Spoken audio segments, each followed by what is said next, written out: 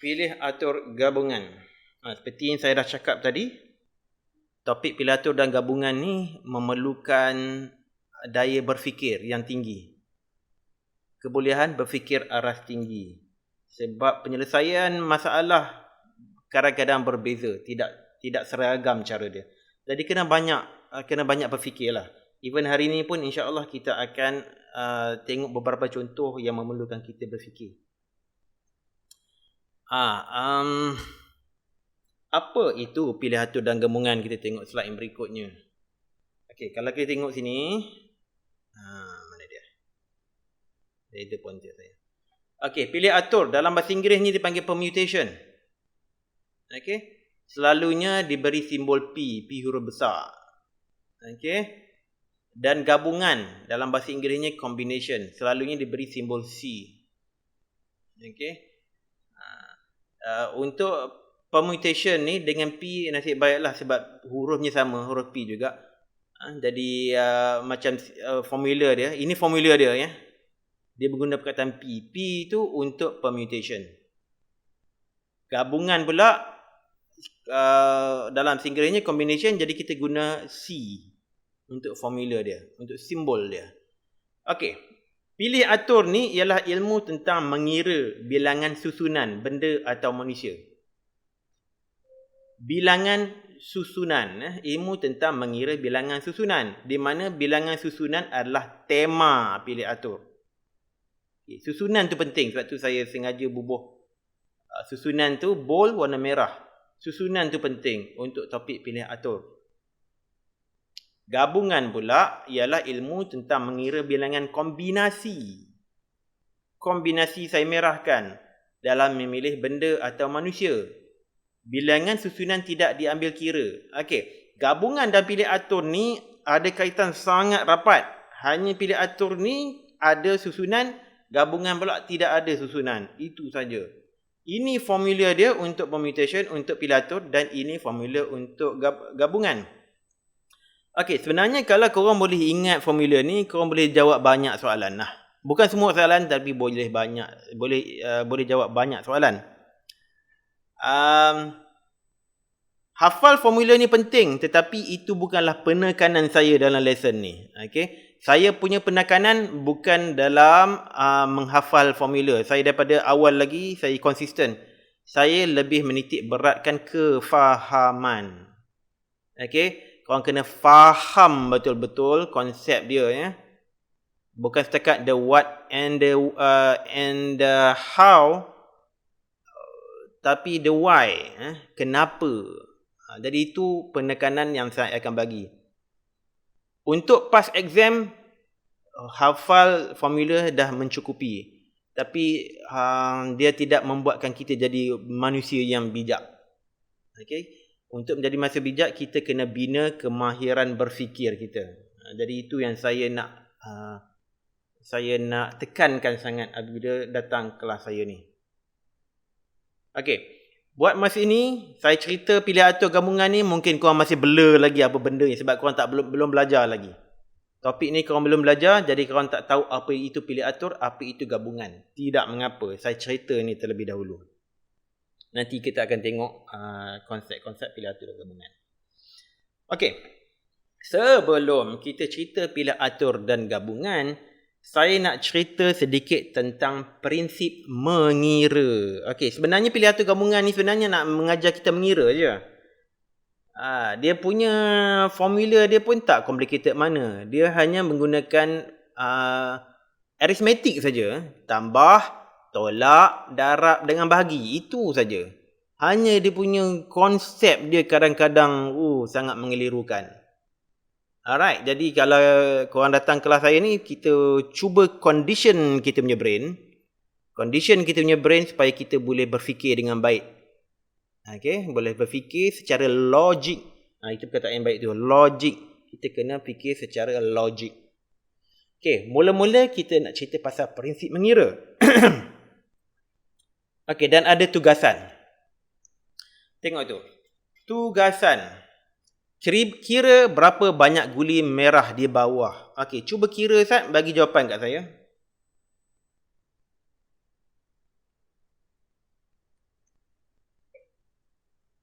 Okey, siapa dapat dulu? Dia 65 cikgu. 65. Macam mana kira tu? Kira ikut line. Darab 13. Kira barisan menegak. Yes. Okey. Darab bagian barisan tu. Bagus. Betul tu. Alright. Korang kira dengan cara korang ambil nombor dia sekejap mana dia pen? Okey. Disebabkan sini ada 13 kan? Dan di sini ada 5 baris. 13 kolom 5 baris. Jadi bilangan dia ialah 13 darab 5 iaitu 65. Ada tak siapa-siapa di sini yang kira satu-satu? 1, 2, 3, 4, 5, 6, 7, 8, 9, 10, 11, 12, 13, 14, 15, 65. Okay, I'm sure tak ada siapa pun. Sebab kita dah ada program dalam kepala kita. Bila kita nampak satu matrix of benda yang dia akan tu elok saja. Dengan row and columns, kita hanya darab saja.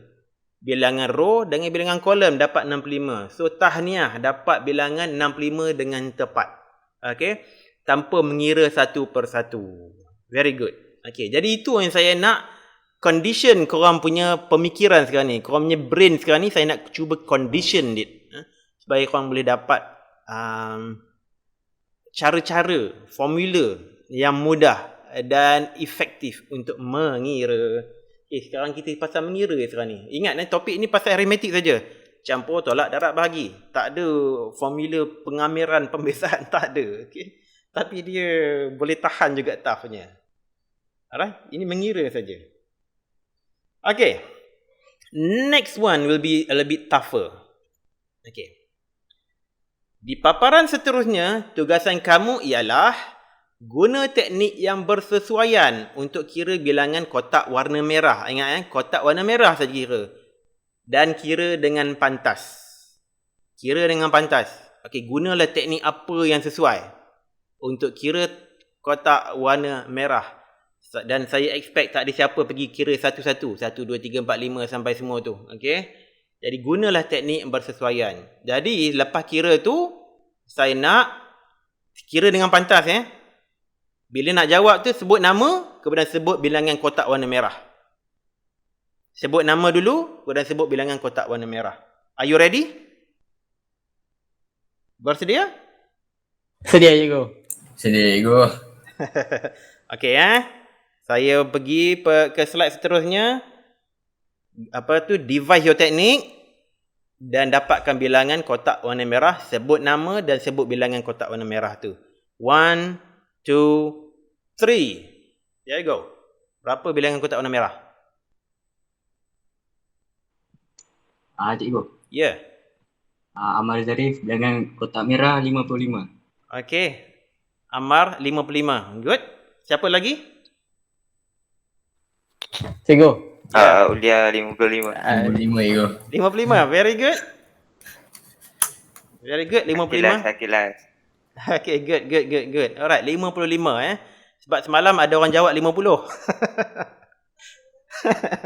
Okay, sebab itu dia ada triknya. Okay, sengaja saya buat begini sebab itu sebab saya sebenarnya expect korang jawab salah, tapi korang jawab dengan betul 55. Sebab saya dah prepare dah slide seterusnya. Kira kotak warna kuning, merah dan biru di bawah. Okay, kuning ada berapa banyak? 10 cikgu. 10. Merah ada berapa banyak? 55. Dalam slide ni, betul ke 55? 45. 45. Biru? Sama 45 cikgu. Sama 45. Exactly. Okay. Ini pun trik juga ni. Warna merah ni dia tak sama macam slide sebelum ni. Okay. Warna merah ni lain. Sebab sekarang ni part of warna merah tadi tu dah jadi warna kuning.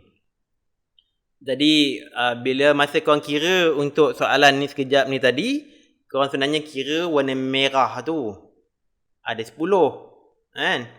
Jadi sebelah atas dia should be ada okay, yang sebelah diagonal ni mesti ada 10 kan. Okay. Sebelah diagonal ni ada 10. Okay. Jadi yang tinggal mestilah ada 90. Okay. Jadi 90 bagi 2 jadi 45. Jadi 45 tambah 10 jadi 55. Jadi inilah teknik mengira yang saya harap korang buat tadi lah. Jadi diaplikasikan sekali lagi di sini. Okay. Diagonal ni warna kuning ni ada 10, kita dah tahu. Jadi remaining dia mestilah ada 90. Jadi 90 bagi 2 jadi 45. Jadi kuning ada kuning ada 10. Merah ada 45. Biru pun sama 45. Yang sebentar tadi ada 55. Okay, very good. Okay. Ini dia saya nak cerita pasal counting ni. Pasal prinsip mengira. Very good. Okay. Kita akan teruskan lagi aktiviti lain. Sebenarnya topik yang saya ajar ni, yang baru saya bagi quiz ni, tak ada masuk exam. Tapi sengaja saya masukkan situ supaya korang dapat berfikir. Okay. Conditioning your thought. Conditioning cara korang berfikir. Okay. Sekarang baru saya nak cerita tentang topik bab 4 kita ni. Okay, next one. Masih lagi prinsip mengira tapi berkait rapat dengan topik pilih atur. Pilih atur lah, bukan gabungan lagi, pilih atur. Okay. Tentukan bilangan cara untuk memilih warna untuk handphone baru Redmi Note 10 Pro. Okay. Tengok di sini Kita ada Glacier Blue. Tak tahu kau boleh nampak tak daripada screen phone. Ada Gradient Bronze. Ada Onyx Grey. Okay, ada 3 warna lah 1, 2, 3. Jadi bila kita nak beli handphone, ini saya ambil dari mana? Daripada Shopee kot. Daripada Shopee saya copy and paste saja di sini. Ada 3 warna. Sudah tentulah bila kita nak beli, kita beli satu saja handphone. Jadi ada berapa bilangan cara untuk memilih warna untuk handphone baru Redmi Note 10 Pro ni? Ada berapa cara? Sudah tentulah ada 3 cara. Okay. Sebab ada 3 warna saja. Kita mungkin pilih Glacier Blue. Kalau kita beli Glacier Blue, takkan kita boleh pilih Gradient Bronze atau Onyx Grey. Tak boleh lah. Jadi satu saja kita boleh pilih. Mungkin kita beli Gradient Bronze atau mungkin Onyx Grey. Jadi ada 3 cara untuk memilih. Okay. This is a no-brainer. Tak susah mana pun. Ada 3 warna, 3 cara lah. Okay. Boleh ikut tu so far? Boleh cikgu. Boleh cikgu. Okay. Next slide. Okay. Ini berkaitan rapat dengan slide sebentar tadi tu. Tapi ini tentang petua penambahan. Okay. Azhar mempunyai 3 helai t-shirt seperti dalam gambar. Azhar hanya boleh memilih sehelai saja untuk dipakai hari ini. Dia boleh pilih selai je lah. Takkan dia boleh pakai 2 t-shirt sekali kan? Okay. Kita ni negara panas. Kalau saya duduk kat UK dulu, ialah 2 lapis, 3 lapis. Tapi kat Malaysia ni kita pakai selapis saja. Satu t-shirt saja kita boleh pakai. So, Azhar boleh memilih t-shirt sebelah kiri sekali. Okay. Dia boleh pilih yang sebelah kiri sekali. Yang ni. Yang ni satu ni. Atau boleh. Atau pilih yang tengah. Atau pilih yang kanan. Yang ketiga ni. Okay. Jadi, bilangan cara untuk memilih t-shirt ialah 3. Okey, ini 3. Ada bilangan cara dia 3. Kerana Azhar boleh memilih hanya sehelai saja. Okey. Petua penambahan. Bila ada perkataan atau, jadi bilangan cara dia ialah 1 tambah 1 tambah 1. Sebab ada 3 t-shirt iaitu 3. Okey. Ini still lagi no-brainer. Still lagi benda yang straightforward. Okey, 3 helai baju. Tentulah ada 3 cara untuk memilih t-shirt. Boleh ikut so far? Boleh cikgu. Okey. Boleh Okey, cikgu. ada apa soalan nak? Tak ada Tak ada cikgu. Alright, sekarang baru kita nak bagi dia complicated saja Kita bagi dia complicated sikit Okey, lepas kita mandi pagi-pagi, kita pakai t-shirt. Takkan pakai t-shirt saja kot kan? Takkan tak ada seluar kan? Kenalah pakai seluar, betul tak? Pakai t-shirt saja kerang orang fikir orang gila pula kan? Alright. Sekarang, okey, complicated sikit dah.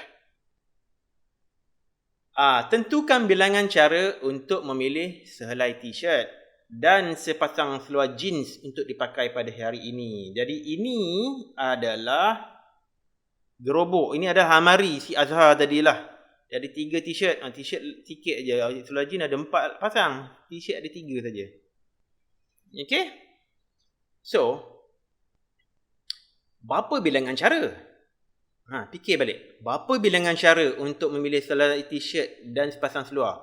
Kemungkinan dia ambil t-shirt ini tambah dengan t-shirt seluar jeans belah kiri. Ataupun dia tak suka t-shirt belah kiri, dia ambil t-shirt yang kedua. Mungkin dia ambil t-shirt yang ni. Atau bukan yang ni, mungkin yang ni. Itu kalau dia pilih t-shirt yang warna coklat cerah ni. Kalau dia pilih t-shirt yang tengah ni pula, ada kemungkinan dia ambil seluar yang ini, atau yang ni, atau yang ni, atau yang ni. So, the point I'm trying to make here, dia ada beberapa cara.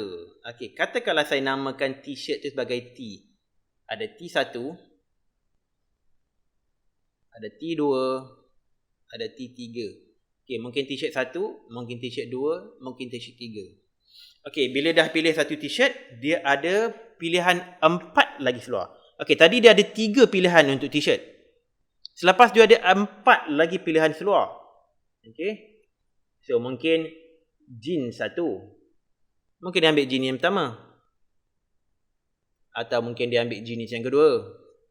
Atau jeans ketiga. Atau jeans keempat. Okay, itu kalau dia pilih t-shirt pertama. Jadi untuk t-shirt pertama, dia ada 4 kemungkinan. Dia dah pilih dah t-shirt pertama ni.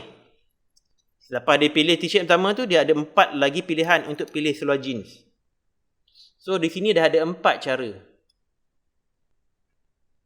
Okay? 4 cara. Okay. Katakanlah dia kata, t-shirt yang ini ni, warna grey ni, aku dah pakai dah semalam. Tak mau pakai selain ni lah. Baru basuh je, baru kering je nak pakai lagi hari ni. Nanti awal aku perasan aku pakai t-shirt yang sama. Kena pakai yang tengah lah. Okay, kalau dia pilih yang t-shirt yang kedua, selepas dia pilih t-shirt kedua, dia masih ada pilihan 4 pasang jeans. Mana satu dia nak pakai. Dia pakai satu sajalah, takkan pakai 2 jeans kan. Jadi mungkin jeans 1, mungkin jeans 2, mungkin jeans 3, mungkin jeans 4. Begitu juga kalau dia pilih t-shirt yang ketiga. Ada jeans 1, jeans 2, jeans yang ketiga, jeans yang keempat. Jadi kesemuanya, ada berapa cara tu semuanya? Ada berapa cara? Cuba jawab.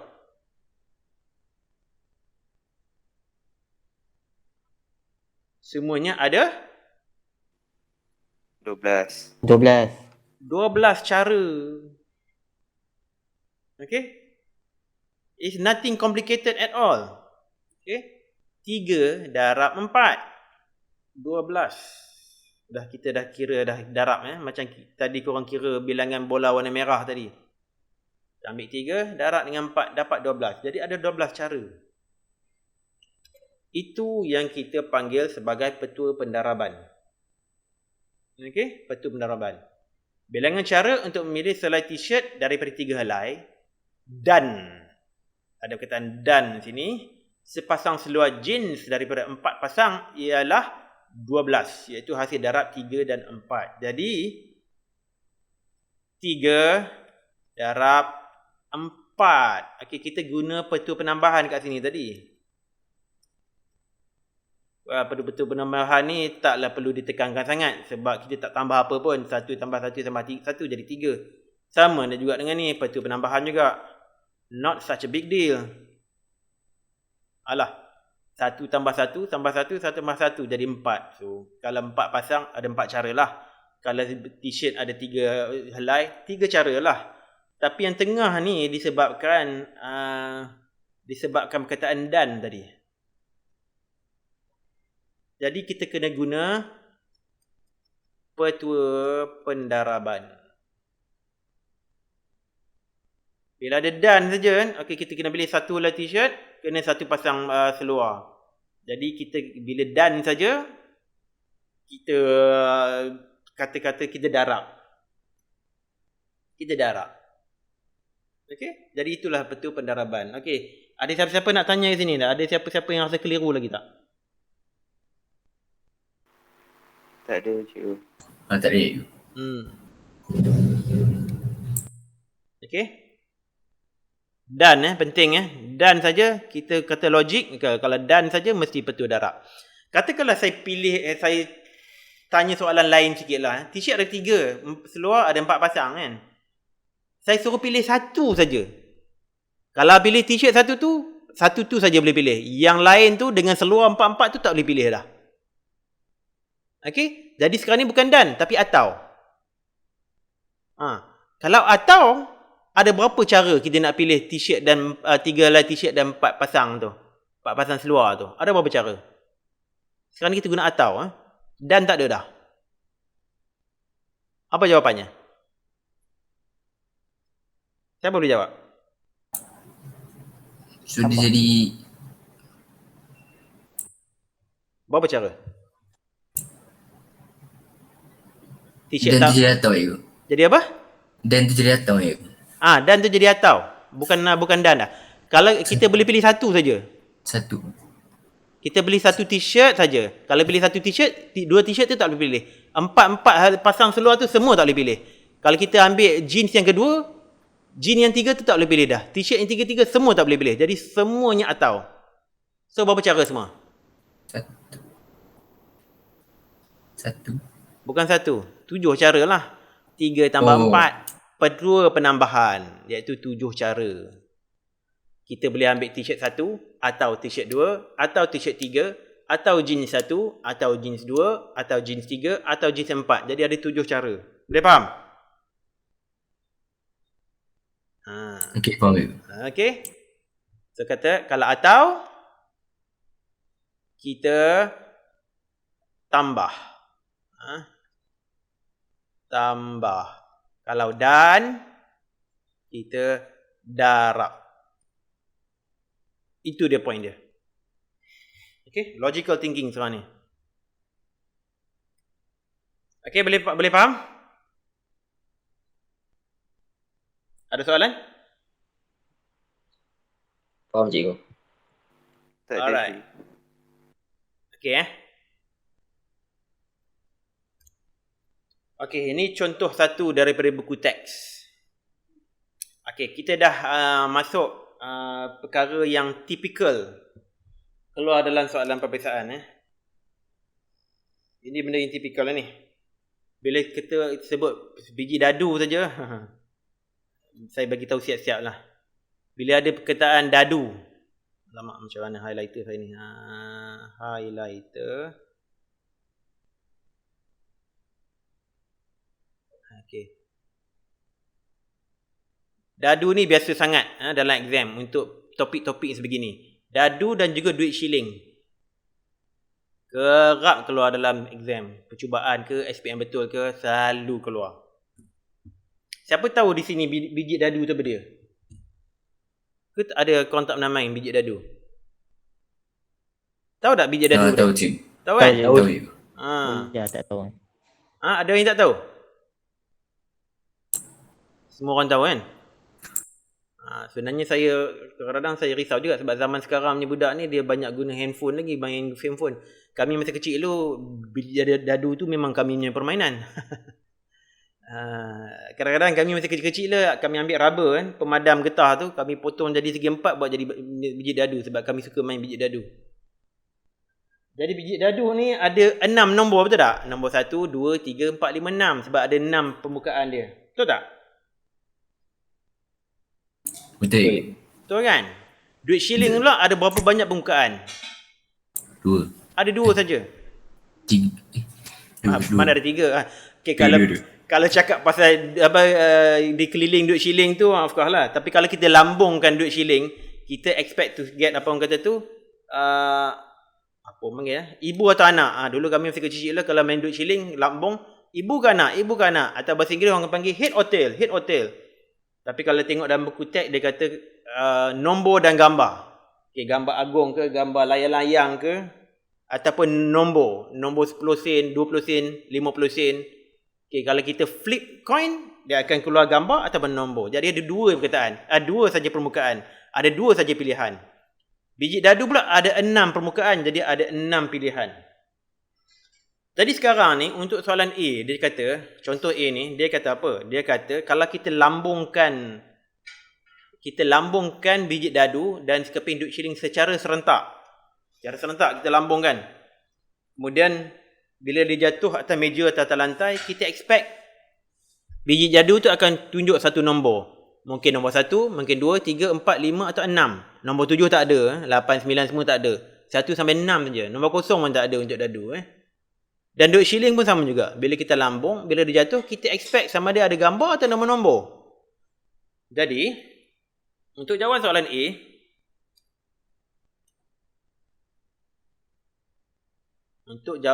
A, ada 6 pilihan. Bilangan cara P ialah 6 pilihan untuk dadu. Okey. Ini sebab ada 6 macam tadi kita kata ada 3 pilihan untuk t-shirt. Jadi ada 3 cara lah. Okey, tapi untuk biji dadu ada 6 permukaan. Jadi sudah tentulah ada 6 cara. 6 cara. Dan okey, kita lambung serentak. Tentulah ada perkataan dan Tentulah ada dan. Kita lambung dah tentulah bukan atau dan kita lambung secara serentak biji dadu dan sekeping duit shilling. Dan untuk duit shilling pula mestilah ada 2 cara saja sebab ada 2 permukaan. Duit shilling. Jadi bilangan cara untuk melambung di dadu dan duit shilling ada 12 cara. Ataupun dalam bahasa Inggeris kita panggil 12 outcome. 12 outcomes. Ada 12 keputusan. Boleh jadi dapat nombor 1 dengan gambar. Mungkin nombor 1 dengan nombor. Mungkin nombor 2 dengan gambar atau mungkin nombor 2 dengan nombor. Dan begitulah seterusnya. Mungkin nombor 3 dengan gambar, mungkin nombor 3 dengan nombor dan seterusnya. Maknanya ada 12 cara. Okey, pastikan korang faham. Faham ke tak ni? Faham ke tak? Faham.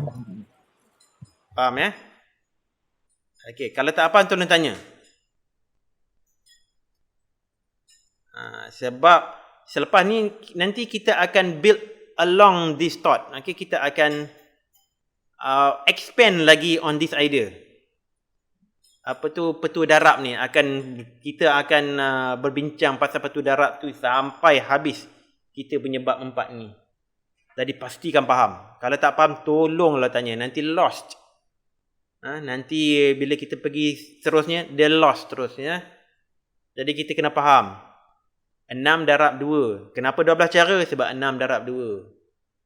Dalam soalan tu tak cerita pun 6 darab 2, tapi kita sendiri kena fikir dan mengetahui, oh ini mestilah 6 darab 2. Takkanlah 6 campur 2 kot. 6 campur 2 jadi 8. Itu kemungkinan ada kesilapan orang akan buat 6 campur 2 jadi 8, tapi 6 darab 2 sebenarnya. Petua darab. Okey, kalau faham saya jump kepada soalan B. Okey, soalan B pun sama juga, kerap juga keluar dalam exam untuk situasi-situasi yang sebegini. Alhamdulillah. Okey, korang punya phone kan, korang punya Android phone dah sure lah gunanya, Android phone ke iPhone ke. Kita nak access tu ada pin number, kadang-kadang kita ada pattern. Zaman sekarang ni dah ada guna cap jari dah ataupun guna muka. Tapi kita nak tengok pasal pin number, ada 4 digit. Okey. Cari bilangan cara seseorang boleh meneka kod 4 digit bagi mengakses telefon bimbit jika pengulangan digit dibenarkan. Okay, contohnya lah, katakanlah korangnya girlfriend tertinggal phone, kita nak saja nak tengok dalam phone dia ada WhatsApp dia siapa Jadi kita kena tahu PIN number dia. Ada banyak possibility tu. Kita nak teka ni.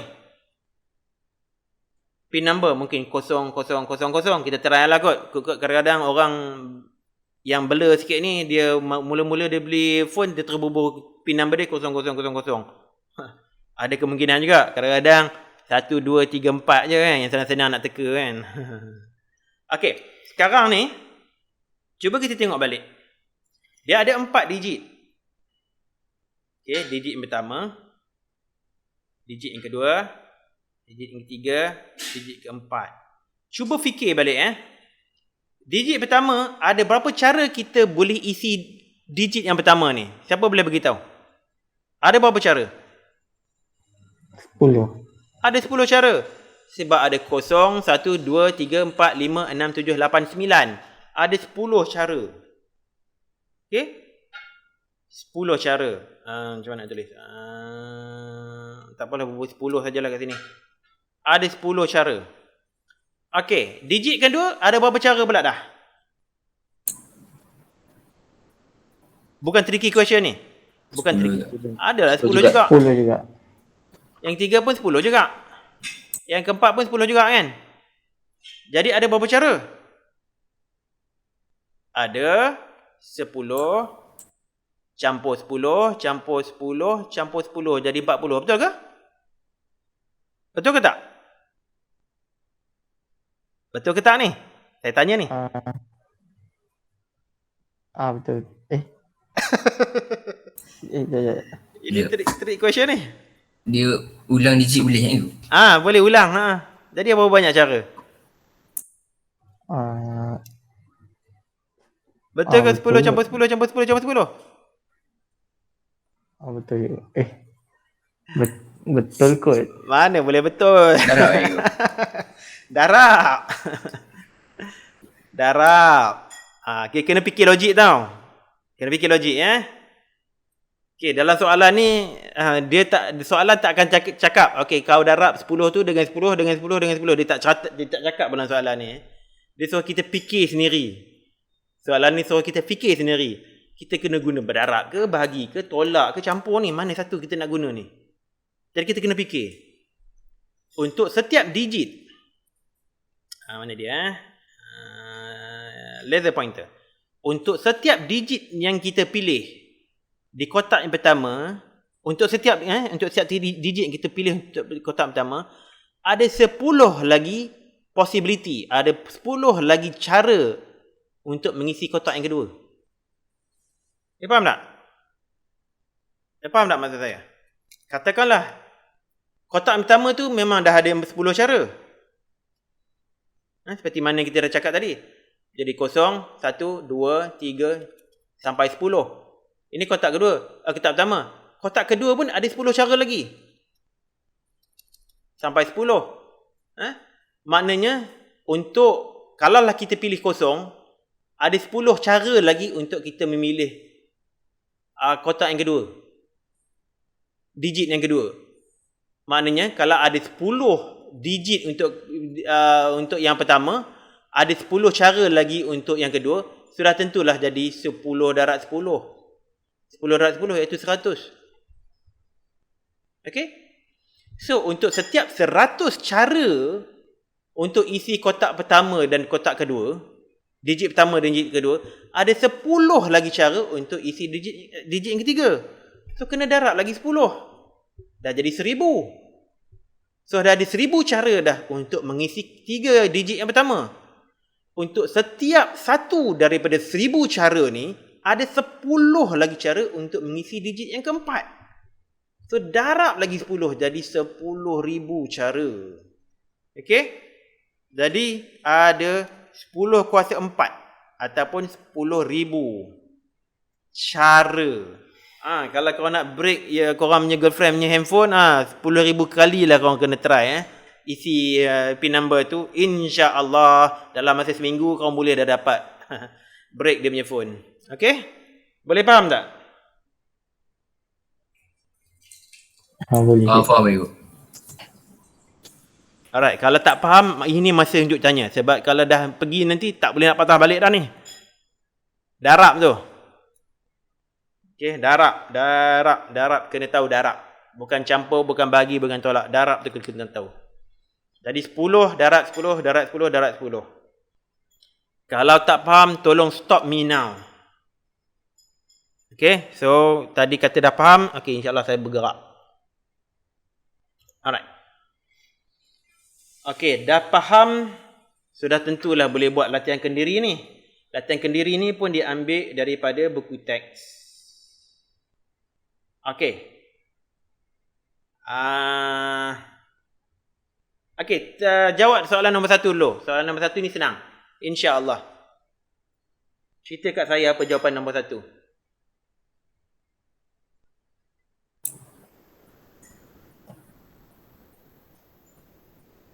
15 lagi cikgu.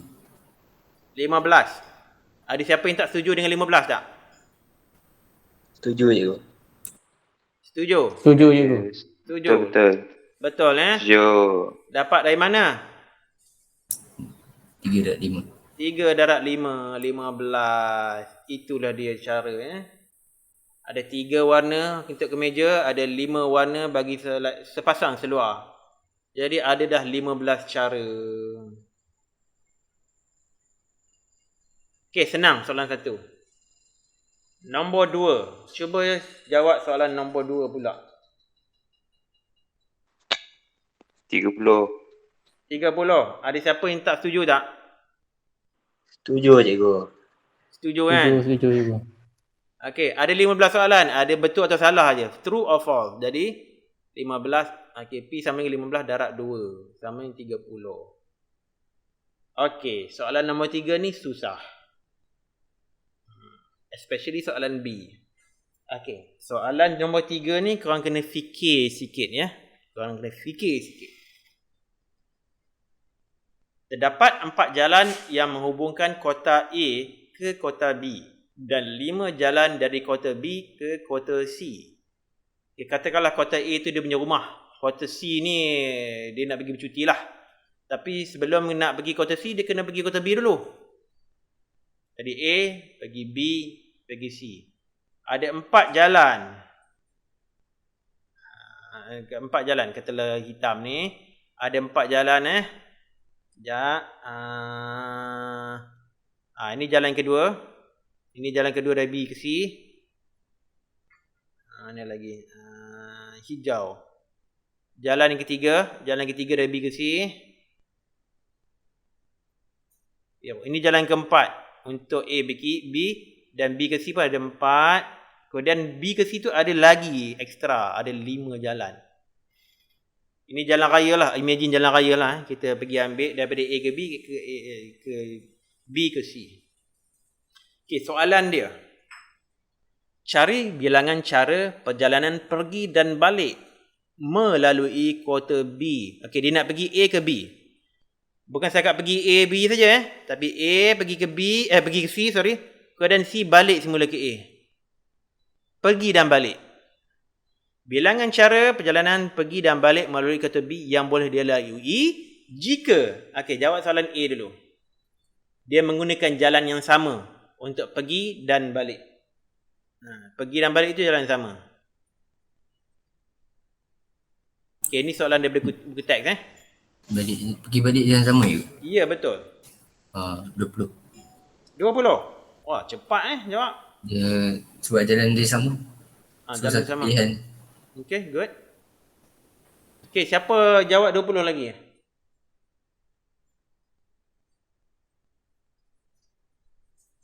Siapa yang setuju tak dengan jawapan 70? Ada yang 20, ada yang tak setuju tak? Okay, ada seorang kata 20 cara.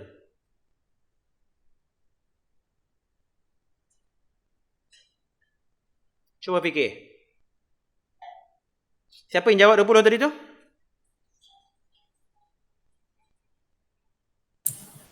Megat cikgu. Megat cikgu. Megat. Okey, Megat. Megat 20. Akil. Amar. Ulia. Berapa jawapan dia?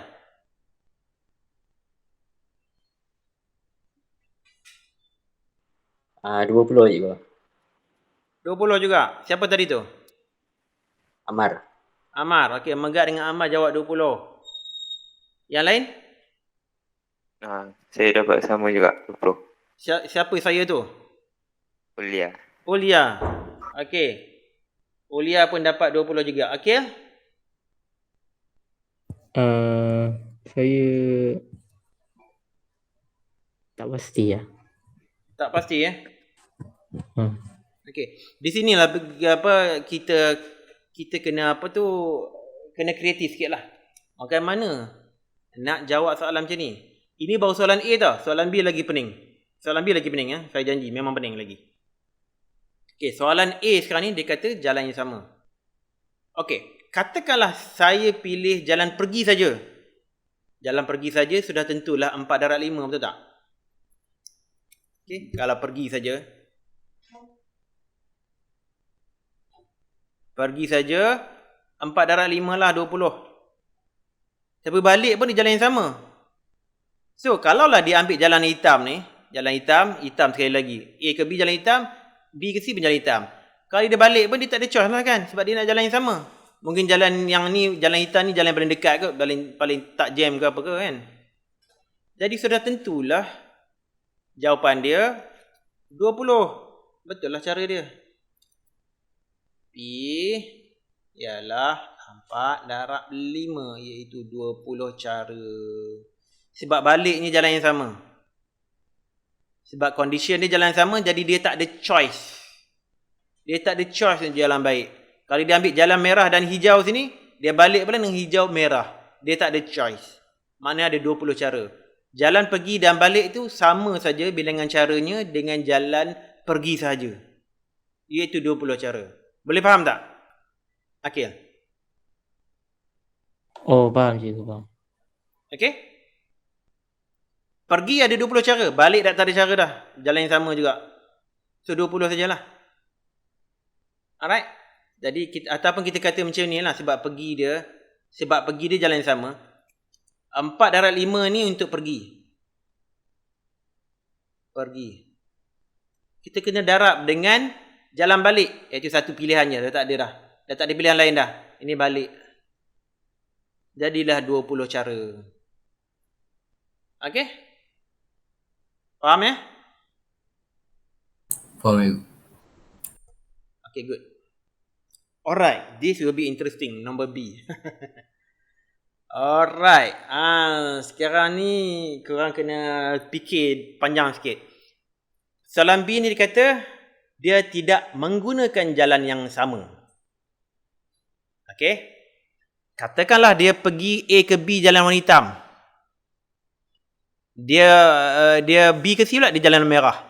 Bila dia nak balik semula ke A, dia tak boleh dah pilih jalan merah ni, yang B C ni, dan tak boleh juga jalan yang hitam ni. Dia bolehlah pilih jalan hijau dan jalan biru tua. Itu boleh. Dia boleh guna jalan ungu kemudian ambil jalan merah, boleh. Tapi dia tak boleh pilih jalan yang merah BC ni, tak boleh jalan hitam AB. Yang lain dia boleh pilih. So kalau jalan yang dia dah guna dia dah tak boleh pilih balik. Dah tak boleh pilih dah. Okay. Kalau dia dah jalan AB warna hitam ni, tak boleh guna dah. Kalau dia ambil warna hijau ni, dia tak boleh guna dah. Dia kena pilih yang lain. Dia dapat. Apa jawapannya? Saya mungkin dapat 240. Wah, Magat 240.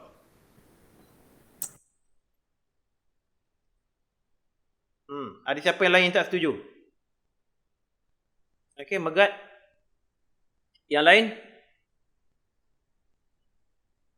Cuba fikir sikit. Okey, yang ni saya nak bagi masa lebih sikit sebab saya nak korang berfikir. Remember, topik ni banyak tentang berfikir. Saya tak boleh nak bagi jawapan terus. Saya nak bagi korang peluang untuk berfikir dahulu. Sama ada soalan jawapan Megat tu betul ke tak tu, saya tak mau komen lagi.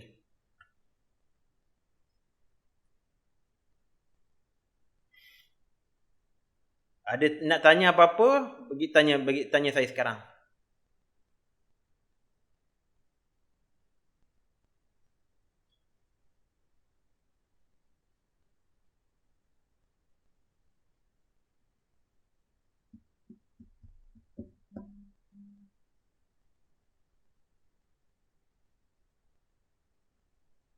Okay, saya menunggu untuk jawapan yang daripada yang lain. Megat dah bagi jawapan dah. Megat kalau nak tukar fikiran, ini masanya juga. Cikgu, saya pun setuju 240 cikgu. Siapa tu? Amar. Amar 240 juga. Okay, dia ada Akil dan dia ada Ulia.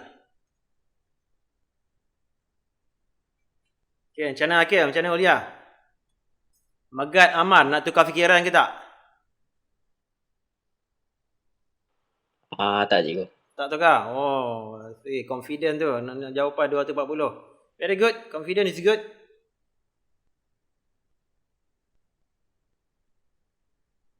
Okay, Akil, Ulia macam mana? I'm giving you time to think. Berfikir.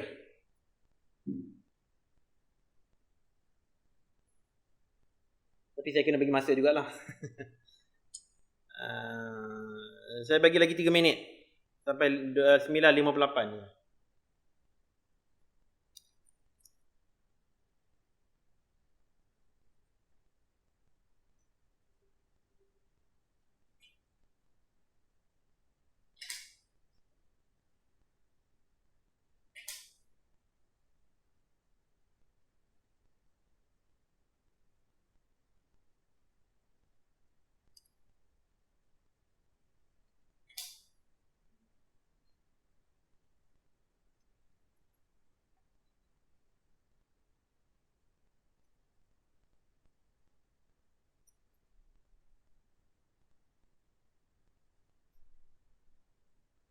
Okay, lagi seminit lagi masa untuk berfikir.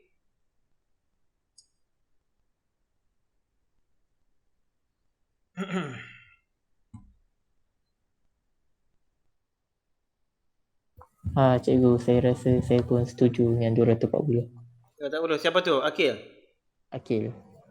Okay, on the dot ya. Dah waktu dah habis dah.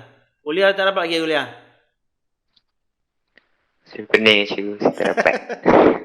Okay, tak mengapa. Pening tak mengapa. It's not such a bad thing. Okay. Pening tak mengapa. Yang pentingnya berfikir. Jangan tak fikir je. Kalau tak fikir, tak payah datang kelas saya. Okay, saya nak korang fikir. Alright, good.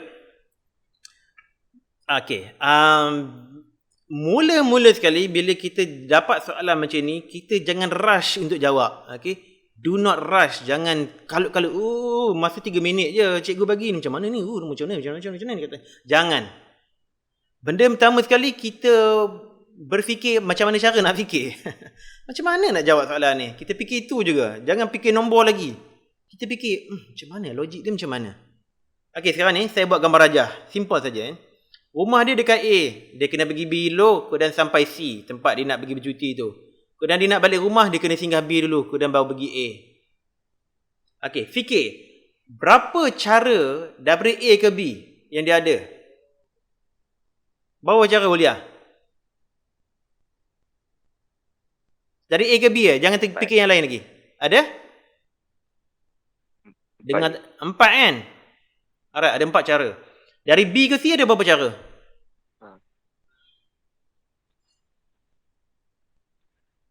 Lima. Ada 5. Okey, kita darab semua ni tau. Sebab ini semua. Okey, 5 kan? Betul kan? Okey, sekarang dia di C, dia nak balik ke A tapi kena lalu B. Ada berapa cara nak pergi ke B?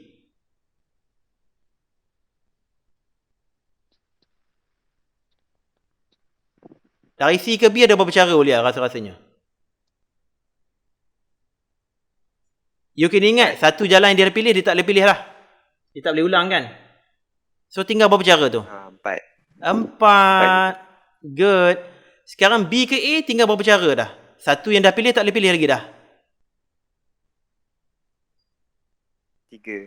Ada 3. So untuk jawapan B ni, dia ialah 4 darab 5 darab 4 darab 3. Jawapan dia 240. Itu dia. Jawapan dia 240. Alright, jadi ini soalan yang memerlukan kita berfikir sebab cara jawapan dia berbeza-beza tetapi konsepnya tetap sama iaitu petua darab. Okey. Petua darab yang kita guna tadi. Kita darabkan semua bilangan cara tu dapatlah 240. Itulah jawapan yang betul. Okay, very good.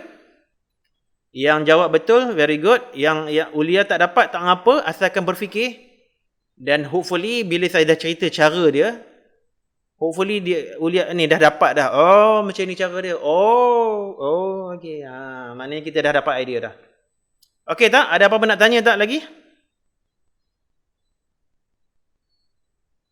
Okay, saya harap semua Tak dah ada okay. Cikgu. Saya dah okay dah kan? So far jelas cikgu. Okay, Alhamdulillah. Okay, sekarang ni baru 10-2 minit, kita ada setengah jam lagi. Kita nak bergerak lagi ya. Okay, untuk pilih atur dengan kombinasi ni ada macam-macam situasi ya. Macam-macam situasi. Jadi kita kena berfikir lah. Berfikir cara nak berfikir tu. Kita berfikir cara nak jawab soalan. Okay, the next one is also interesting. Dan juga this next one ni akan will shape the path we take next. Okay, soalan yang ini dia akan membawa kepada section-section yang akan datang. Penting ni, penting kena tahu. Okay, aktiviti dia apa dia? Aktiviti pilih atur. Remember, pilih atur ni kita concern about susunan. Pilih atur ni kita kata susunan. Susunan tu penting ya. Okay. Tentukan bilangan cara untuk menyusun 4 huruf di bawah. Kita kena susun 4 huruf di bawah ni secara alhamdulillah unik. Mana berbeza. Kalau kita dah pilih ATOK, kita tak boleh pilih dah ATOK. Jadi ini aktiviti untuk korang. Jadi saya minta korang buat sekarang ni dan bagi tahu saya berapa banyak cara untuk menyusun 4 huruf di bawah. Saya bagi masa berapa 10 minit kot. Sampai 10.14. Tolong cari bilangan cara. From now 10 sampai 10.14. Cikgu dia memang huruf dia susun maksud cikgu. Daripada semua huruf ke daripada 4 huruf tu ke? 4 huruf ni saja. Tak boleh pilih huruf lain. Katakan ingat kan ini sebagai tile untuk apa tu orang punya Scrabble kan. Ada 4 letter saja. Susunlah. Berapa banyak susunan boleh kita dapat daripada 4 huruf ni? Okay, good question. Faham. You punya Sahiba, you punya Scrabble, you dapat 4 huruf ni. Pilih, aturlah. Maknanya kita tak boleh repeat lah huruf kan. Sebab ada 4 tile saja kan. 4 tile saja. Kita tak boleh lah huruf A tu kita guna 2 kali. Kita guna sekali saja. T sekali, O sekali, K pun sekali. Tak boleh ulang-ulang. Kalau nak ambil kertas, nak susun huruf-huruf ni boleh lah. Aktiviti ni kan. Kalau nak buat secara matematik pun boleh. Kalau nak buat matematik kena fikirlah. Kalau nak susun letter tu pun boleh juga guna kertas. Susunlah sendiri. Tak boleh ulang huruf kan cikgu? Tak boleh ulang huruf. Ya. Perkataan dia tak kisahlah make sense ke, perkataan tu ada dalam kamus ke tak ada dalam kamus ke, tak kisah. Ini bukan Scrabble Ini kita sedang menyusun 4 huruf saja. Kita tak tengok kamus ni, tak akan check ada maksud ke tak. Ada 24 cara je. 24 cara. Siapa tu? Ulia. 24 cara. Saya Mugat rasa 24 juga cikgu. Megat kata 24. Saya pun dapat 24 cikgu. Okey, saya tu siapa tu? Amar. Cikgu, saya pun dapat 24. Okey, semua pun dapat 24. Tahniah, jawapan tu betul. Okey Macam mana kita dapat 24? Okey, kita boleh susunlah huruf. Saya susunlah huruf kat sini kan. Alright, sebab kita ada perkataan ATOK huruf ATOK. First one, ATOK tu sendirilah. Okey, yang belah kiri ni saya pilih huruf A di kotak yang pertama. Okey, bila saya dah ada saya letakkan A di kotak yang pertama, maknanya saya ada pilihan 3 lagi, sama ada T, O ataupun K. Betul tak? Ada 3 lagi pilihan. Selepas saya pilih T, ada 2 lagi pilihan, sama ada O atau K.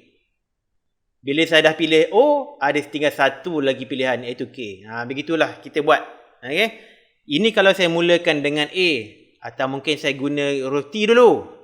Bila saya pilih huruf T, kotak pertama, maka kotak yang kedua tu ada 3 lagi pilihan. Selepas kita dah pilih huruf untuk kotak kedua, ada tinggal 2 lagi pilihan untuk kotak ketiga. Dah pilih 1 letter untuk kotak ketiga, tinggal 1 saja lagi lah untuk kotak keempat.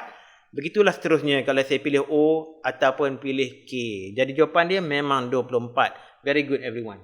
Very good. Okay.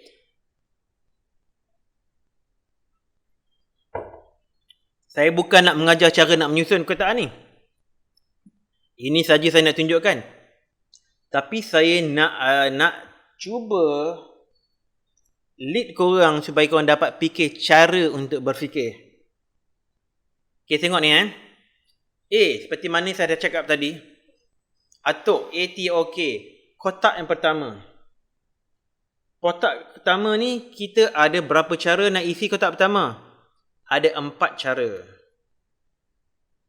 Ada 4 cara untuk pertama. Boleh kita pilih A, ada T, atau K, O ataupun K. Betul tak? So, ada 4 cara kotak pertama. Once kita dah pilih satu kotak, satu huruf untuk kotak pertama, katakanlah kita pilih huruf A. Kita dah boleh pilih A, tentulah di kotak kedua kita tak boleh lagi pilih A. Kita hanya tinggal 3 cara saja lagi. Sama ada T, O atau K. 3 cara saja. T, O atau K. So sini ada 4. Darab berapa? Darab juga dah. Petua darab lagi ni. Okay, katakanlah saya pilih K. Okay. So ada 3 cara. 3 cara. So kita dah isi A dan K untuk kotak pertama dan kedua. Tinggal lagi berapa cara lagi untuk pilih kotak yang ketiga? Tinggal 2 cara saja lagi dah. Sebab tinggal 2 huruf saja. Ada huruf apa? T dengan O saja tinggal. Okeylah, katakanlah saya pilih O. So sini ada 2 cara. So saya dah pilih O kat sini. Tinggal huruf apa lagi yang tinggal? Tinggal 1 saja lagi huruf T. Darab 1 lagi. Tadi P dia. Pilih atur. Dia ada berapa?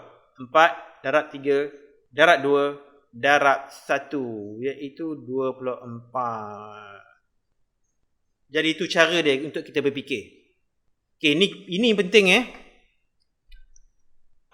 darab 3, darab 2, darab 1. Dan ini korang kena fikir. Setiap kali jumpa soalan pilih atur begini, korang kena fikir berapa cara. Permudahkan cara berfikir kita. Kita pilih kotak yang pertama dulu. Okey, kotak pertama ada 4 huruf, ada 4 cara. Kotak kedua ada tinggal 3 huruf lagi, jadi 3 cara. Kotak yang ketiga ada 2 huruf saja lagi, tinggal 2 cara. Dan kotak keempat ada tinggal 1 huruf, jadi 1 cara. Jadi guna petua darab, bukan petua campur dapatlah 24. Atau dalam cara lain, kita guna rumus 4 faktorial. Ini tanda seruan kat sini. Ini kita panggil faktorial atau dalam bahasa Inggeris dia factorial. Factorial. Bila kita nampak saja tanda seruan ni, maknanya nombor 4 ni kita kena darab dengan 3. Siap. Darab dengan 3. Darab dengan 2, darab dengan 1. Dia stop sampai 1 je. Tak boleh darab kosong lah. Kalau darab kosong jadi kosong lah. 4 factorial maknanya 4 darab 3, darab 2, darab 1. Itu maksud dia. Kalau saya kata 5 factorial, maksudnya apa? 5 darab 4, darab 3, darab 2, darab 1. Itu maksud dia. Itu 5 factorial. Kalau 10 factorial, 10 factorial maksudnya 10 darab 9, darab 8, darab 7, darab 6, darab 5, darab 4, darab 3, darab 2, darab 1. Itu pengertian, itu definisi kepada factorial. Okey? Jadi secara rumus dia untuk menyusun, untuk mencari bilangan cara, ialah menggunakan formula faktorial. Ini dia. P bersamaan dengan N faktorial. N ni adalah bilangan benda lah. N tu bilangan benda. Atau manusia. Bilangan benda atau manusia atau haiwan lah. Item lah. Bilangan benda. N tu. Jadi permutation dia, pilih atur dia ada N faktorial. Okey, boleh faham tak cara kita dapat 24 ni? Faham cikgu. Ada siapa yang tak faham, tolong bagi tahu saya sekarang. So far faham. Semua faham ya? Okay, good. Faham tu? Alright, saya nak tunjuk calculator. Dalam calculator korang guna Casio kan? 570 kan? Dalam calculator ada fungsi faktorial ni. Cuba tengok. Nampak tak saya punya arrow ni pointing ke mana? Okay. Dekat situ dia ada tanda X kuasa -1. Nampak tak? Itu reciprocal function. Nampak tak butang tu? Cuba tengok kalkulator masing-masing. Nampak tak butang X kuasa -1 kat situ? Nampak cikgu. Nampak juga. Okey, sebelah atas butang tu ada warna kuning kecil aja. Ada X tanda seruan. Nampak tak? Nampak cikgu. Ada kan? Itu Ada dia juga. fungsi faktorial dalam kalkulator Casio F570. Kita boleh guna 4 faktorial yang contoh hari ni, contoh yang ini. Kita tekan shift, tekan butang tu. Jadi 4 faktorial pada kalkulator masing-masing. Cuba try test dekat kalkulator masing-masing. 4 faktorial macam mana? Tekan sama juga, dapat 24. Okey? Dapat cikgu. Alright Kalau 5 faktorial, tekan 5, tekan shift, tekan butang tu. Dapat 5 faktorial. 120. Kalau 10 faktorial, 10, 10. 10, tekan shift, tekan factorial button. Kita dapat jawapan 3,628,800. Jadi itu dia butang yang kita nak guna untuk faktorial. Janganlah buang masa kata 4, darab 3, darab 2, darab 1. Panjang ceritanya. Itu pun salah lah. Darab 1. Jawapannya sama juga 24. Tapi nak laju, kita buat faktorial. 4 faktorial. Okey. Jadi, saya nak bergerak. Kecuali kalau ada soalan. Ada soalan ke tak? Tak ada cikgu. Tak ada cikgu. Tak ada cikgu. Alright, kita tengok contoh yang kedua. Contoh daripada buku teks. Okey, sekarang ni kita nak praktis menggunakan faktorial. Tapi tak mau guna kalkulator lagi. Cari nilai bagi setiap yang berikut. Okey, kita tengok ya. Soalan A. Saya tunjuk dulu. A 11 faktorial dibagikan dengan 9 faktorial. Okey, ini bersamaan dengan apa? Ini bersamaan dengan 11 darab 10 darab 9 darab 8 darab 7 darab 6 darab 5 darab 4 darab 3 darab 2 darab 1. Panjang ni sebenarnya. Tapi tak apa, saya nanti permudahkan ya. Bagikan dengan 9 faktorial. 9 faktorial apa? 9 darab 8 darab 7 darab 6 darab 5 darab 4 darab 3 darab 2 darab 1. Kalau disuruh jangan guna kalkulator, pening juga ni jawab ni. Tapi cuba tengok betul-betul kat sini ya. 9 bagi 9 berapa? 1. 8 bagi 8 berapa? 1. 7 bagi 7 berapa? 1. Semuanya jadi 1, tak perlu. Yang tinggal apa? Yang tinggal hanya 11 darab 10 saja. So jawapan dia ialah 110. Okay. Atau dengan cara yang lebih cerdik lagi, kita guna macam ni. Kita nampak 11 faktorial, 9 faktorial, kita tulis macam ni. 11 darab 10 darab 9 faktorial. Tak payah tulis lain-lain dah. Sebab kat bawah ni kita nak bagi dengan 9 faktorial balik. Jadi 9 faktorial dibagikan dengan 9 faktorial ni boleh potong lah sebab tinggal satu-satu. Tinggal satu-satu. Jadi 11 darab 10 saja. Itu 110. Okay, boleh faham tak? Boleh Faham cikgu. cikgu. Faham cikgu. Okay, good. Kita tengok B pula. 6 faktorial didarab dengan 4 faktorial 2 faktorial. Sama dengan 6 darab 5 darab 4 faktorial. Tak mau buat lebih dah ya. 4 faktorial darab dengan 2 darab 1. Basically darab 2 sajalah. 1 tu tak payahlah sama sajalah. Okay. So, 4 faktorial dengan 4 faktorial boleh potong. Kemudian 2 dengan 6 ni boleh dipermudahkan. 6 bagi 2 jadi 3. Jadi 3 darab 5 saja. Iaitu bersama dengan 15. Boleh faham? Boleh cikgu. Faham cikgu. Faham cikgu. Alright. Okay, sekarang kita nak apa dia? Okay, kita nak menggunakan knowledge kita pasal faktorial ni untuk contoh ketiga pula. Okay.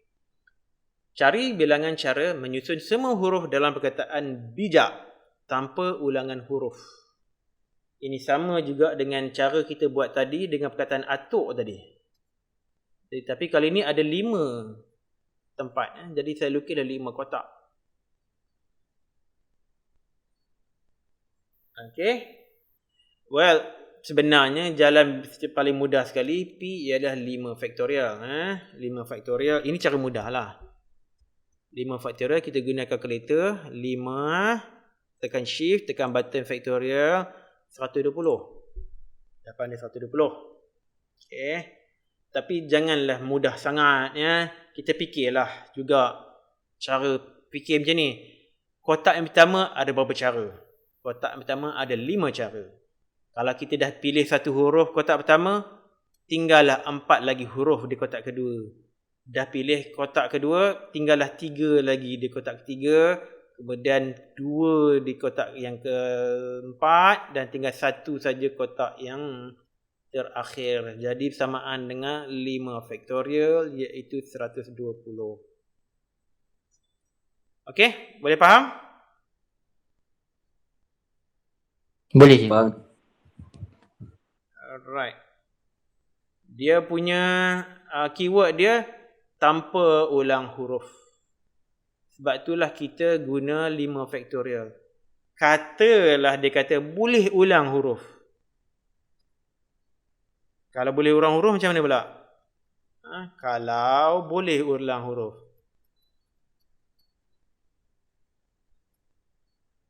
Kalau boleh ulang huruf, janganlah guna 5 faktorial pula. Tak betul lah. Okay, kalau boleh ulang huruf, maknanya kotak pertama kita boleh bubuh 5 cara. Kotak kedua pun 5 cara. Kotak ketiga pun ada 5 cara. Kotak keempat pun 5 cara. Kotak kelima pun 5 cara. So, bersama dengan 5 kuasa 5. Bukan 5 faktorialnya. Sebab itulah kita kena berfikir. Tak boleh main shoot saja 5 faktorial. Sedangkan soalan kata boleh ulang huruf. Habis. Kacau. 5 kuasa 5. Kalau 5 kuasa 5 jadi 3, 2, 1, 5.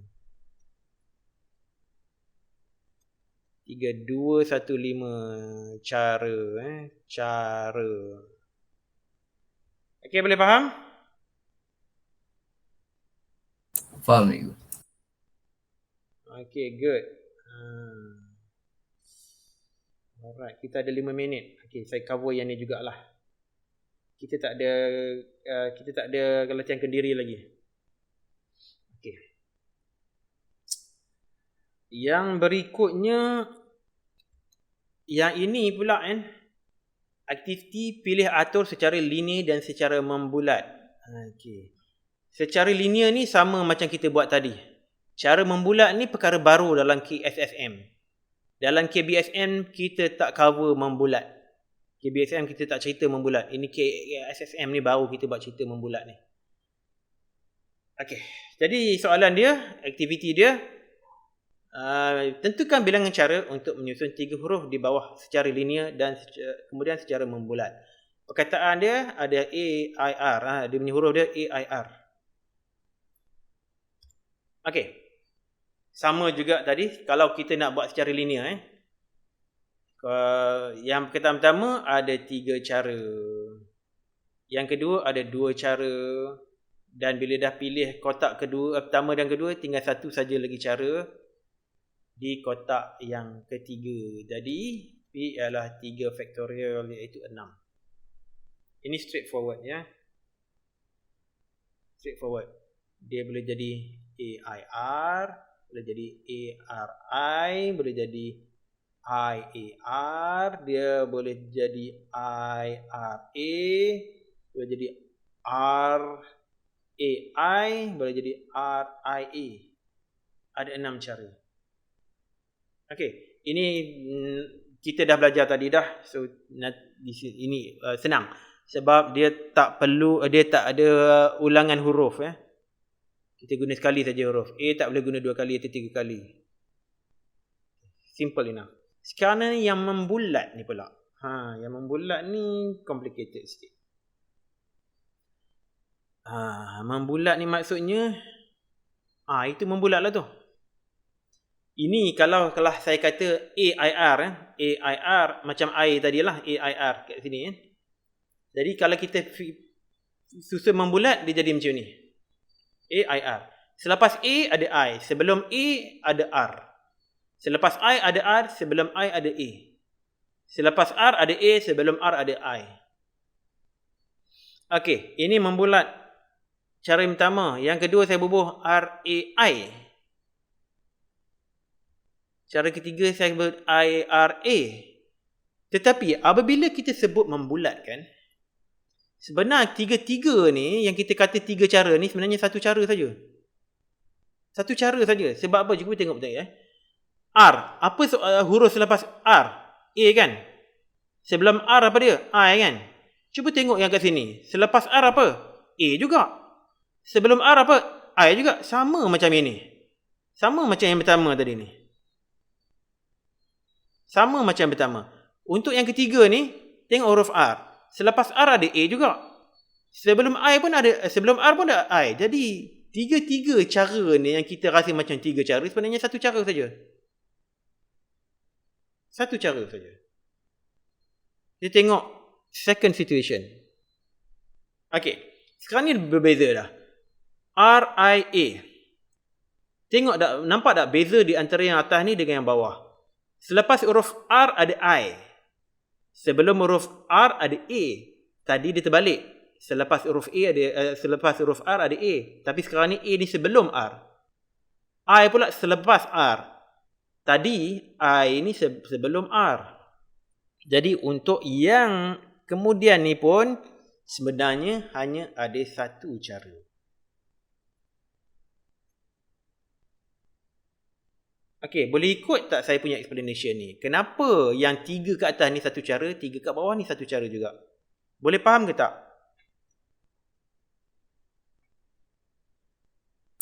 Faham cikgu. Saya pening je. Pening? Pening. Cikgu, saya tak faham yang macam mana apa beza cara yang kedua, cara first dengan cara second tu. Dia punya nak dapatkan perkataan tu. Yang membulat ni kan. Yang membulat ni kita kena masuk dalam kepala kita sebab dia situasinya dia dah berbeza daripada cara linear Kita kena tengok cyclical dia. Untuk atas kan dia A I R A I R A I R A I R sama saja. Sama juga ni sebenarnya. A I R A I R A I R ataupun R A I sama juga sebenarnya. Ini pun sama. Kita tengok huruf A lah katakan Kita tengok huruf A ni Sebelum A apa? Huruf apa? Sebelum A. Apa sebelum huruf A? Nampak tak anak-anak panah kat sini? R. Huruf R cikgu. R. Sebelum A huruf R. Ni ada panah ni tau. Dia apa? Dia bergerak mengikut arah jam Mungkin tak clear sangat kat sana. Sebelum A huruf R kan. Selepas A huruf apa? I. I kan. Cuba tengok dia yang kedua ni. Tak ke sama? Sebelum huruf A apa dia? R juga. R. Yang ketiga ni sebelum huruf A apa dia? R. R. R juga. Ketiga-tiga ni pun sebelum A R. Selepas A I. Yang kedua ni pun selepas A I juga. Yang ketiga ni pun selepas A I juga. Jadi dia cyclical. Dia benda yang cyclical ni kalau susunannya sama dikira sebagai satu cara. Okey tak? Okey, cikgu. Okey. Contoh satu lagi, katakanlah kita makan kat meja bulat kan. Meja bulat ada 3 orang. Ada 3 orang. A ni Akil, I ni Iman, R ni Rodiah. Okey, katakan kau duduk macam ni kan, meja bulat. So, sama ada duduk cara macam ni, atau cara yang kedua ni, atau cara ketiga, sebenarnya susunan dia sama saja. Dia hanya pusing saja. Dia faham tak? Jadi cara yang sama. Kalau Akil duduk sini, sebelah kiri Akil Iman, sebelah kanan Akil ada Rodiah. Samalah juga dengan sini. Akil sebelah kiri ada Iman, sebelah kanan ada Rodiah. Yang ketiga ni pun sama juga. Sebelah kanan ada Rodiah, sebelah kiri ada Iman. Berbeza dengan warna hijau ni. Akil kat sini. Tadi Rodiah sebelah kanan, sekarang Rodiah sebelah kiri. Sebelah kanan ada Iman. Tapi yang pertama dengan yang kedua sini sama saja. Akil kat sini, sebelah kanan, sebelah kiri ada Rodiah, sebelah kanan ada Iman, sama saja. Jadi ini satu cara saja sebenarnya. Okay. Imagine meja bulat kita makan, sama saja. Atau imagine gelang tangan ada 3 manik. Gelang tangan kan ada manik, huruf A kat sini, ada manik huruf R kat sini, ada huruf I kat sini. So kalau kita pusing-pusing kan sama lah juga kan. Tak ke sama? So itu dikira sebagai satu susunan saja, bukan sebagai 3 susunan, tetapi satu susunan. So macam mana? Boleh faham tak? Oh cikgu, kalau nak dapatkan cara yang kedua tu, kita ubah yang A tu, kalau contoh sebelum A tu R, yang sebelum A tu tukar jadi I lah. Ya, betul. Oh, macam tu kita dapat banyak cara lah. Oh. Jadi itu cara nak ubah cara dia. Kalau cara linear tadi ada 6. Cari cara membulat jadi 2 cara saja. Okay. Pilihan tu secara membulat ni can get a little bit more complicated than this. Nanti kita akan cerita. Especially pasal rantai ni tadi ni. Rantai ni ada complicated sikit. Ini kalau kita fikir pasal meja makan, okay, ada 2 cara. Untuk susun 3 orang kat meja makan. Ada 2 cara saja. Alright. Ada apa soalan lagi tak? Tak ada, cikgu. Tak ada you. Dah faham. Alright. So macam mana kita nak translate penyelesaian pilih atur secara membulat ni dalam bentuk formula? Okey. Jadi bilangan cara susunan bagi perkataan AIR dalam bentuk bulatan ialah kita ambil bentuk linear tadi, iaitu 3 faktorial. Kita bahagikan pula dengan n, iaitu 3. 3 ni n, iaitu bilangan huruf lah. 1, 2, 3. Ada 3 huruf, kita bagi dengan 3.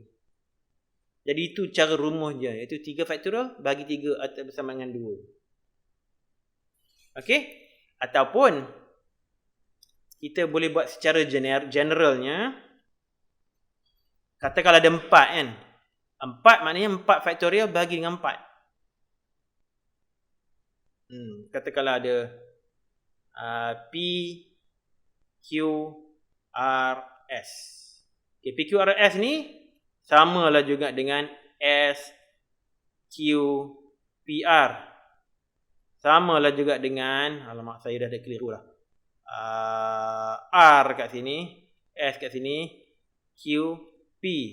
samalah juga dengan dah silap dah ni. Saya dah silap. Sekejap. Saya dah keliru dah. Sekejap. Susun balik. Saya fikirkan ni sebagai satu bulatan. Fikirkan sebagai ni satu bulatan. Okey. P, Q, R, S. Okey. Kau bawa betul. Okey. Samalah juga dengan, saya letak P kat sini pula. Q, R, S. Okay. Sama juga dengan P, Q, R, S. Okay. Kesemua susunan ni sebenarnya ada satu cara saja. Okay. So, kalau ada 4 huruf, dia jadi 4 faktorial bagi 4. Ataupun kita kata 4 darab 3, darab 2, darab 1 bagi dengan 4. Kalau kita potongkan, dia hanya jadi 3 faktorial saja. Okay. Yang ini tadi ni 3 faktorial bagi 3 faktorial bagi 3 ni sebenarnya 2 faktorial saja. Okay, boleh faham? Oops, alamak. Sekejap saya kena delete ni balik. PQRS ni. Okay, ni secara general dia punya formula.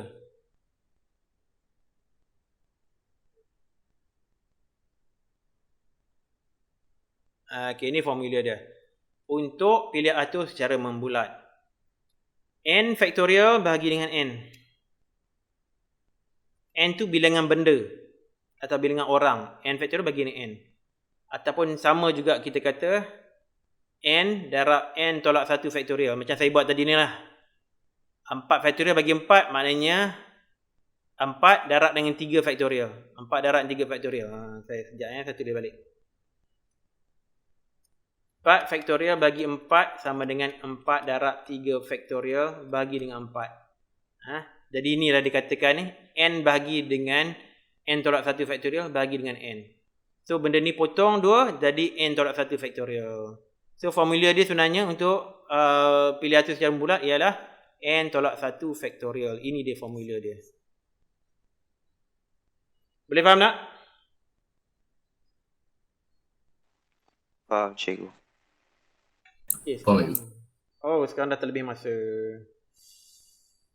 Okay, kita sambung hari Ahad kita akan review baliklah pilih atur secara membulat ni. Kemudian kita akan tengok dia punya contoh 4.